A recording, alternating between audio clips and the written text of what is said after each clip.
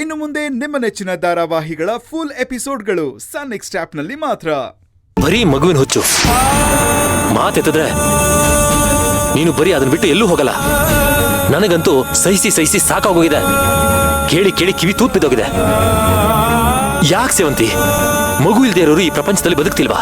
ನೋಡಿ ಸರ್, ಮಗು ಇಲ್ದೇ ಇರೋರು ಯಾರು ಬದುಕ್ತಾರೋ ಬಿಡ್ತಾರೋ ನನಗೆ ಗೊತ್ತಿಲ್ಲ.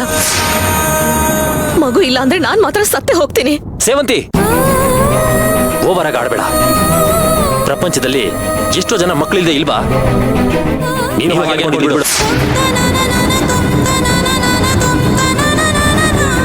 ಯಾಕೆ ಸರ್, ಯಾಕೆ ಹೀಗೆಲ್ಲ ಮಾತಾಡ್ತಿದ್ದೀರಾ? ಮಗು ಬಗ್ಗೆ ನಾನು ಎಷ್ಟು ಆಸೆ ಇಟ್ಕೊಂಡಿದ್ದೀನಿ ಅಂತ ನಿಮಗೆ ಗೊತ್ತಿಲ್ವಾ? ನಾನಂತೂ ತಂದೆ ತಾಯಿಯಿಂದ ದೂರ ಆಗಿ ಚಿಕ್ಕ ವಯಸ್ಸಿಂದ ಅನಾಥಳಾಗಿ ಬೆಳೆದೆ.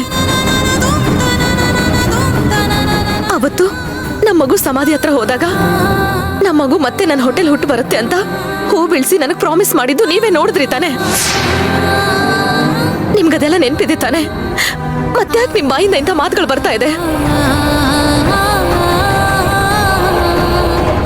ಸರ್, ನಿಮಗ್ ಗೊತ್ತಿಲ್ಲ, ತಾಯಿ ಆಗ್ಲಿಲ್ಲ ಅಂದ್ರೆ ಒಂದು ಹೆಣ್ಣಿನ ಜೀವನ ಕಂಪ್ಲೀಟ್ ಅಂತ ಅನ್ಸ್ಕೊಳ್ಳೋದೆಲ್ಲ ಗೊತ್ತಾ?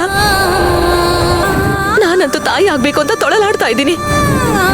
ನನ್ನ ಭಾವನೆಗಳ ಬಗ್ಗೆ ಎಲ್ಲ ನಿಮ್ಗೆ ಗೊತ್ತಿದ್ದು ಯಾಕೆ ಸರ್, ಯಾಕೆ ಈ ತರ ಎಲ್ಲ ಮಾತಾಡಿ ಹರ್ಟ್ ಮಾಡ್ತಾ ಇದ್ದೀರಾ? ಇಲ್ಲ ಸೇವಂತಿ, ನಿನಗೆ ಹರ್ಟ್ ಮಾಡ್ಬೇಕು ಅನ್ನೋ ಉದ್ದೇಶ ಇಟ್ಕೊಂಡು ನಾನು ಹೀಗೆಲ್ಲ ಮಾತಾಡ್ತಿಲ್ಲ. ಇಲ್ಲ, ನೀವ್ ಆ ಉದ್ದೇಶ ಇಟ್ಕೊಂಡೆ ಹೀಗ್ ಮಾತಾಡ್ತಾ ಇರೋದು. ನೋಡಿ, ನಿಮಗ್ ಮಗು ಬೇಡ ಅನ್ನೋದಾದ್ರೆ ನಾನೇ ಬೇಡ ಅಂತ ಡಿಸೈಡ್ ಮಾಡ್ಬಿಡಿ. ಯಾವತ್ತು ನನ್ನ ಮಡಲು ತುಂಬೋದಿಲ್ಲ ಅನ್ನೋ ಸುದ್ದಿ ಬರುತ್ತೋ ಆ ಮರುಕ್ಷಣ ನನ್ನ ಜೀವನವಾಗಿರಲ್ಲ.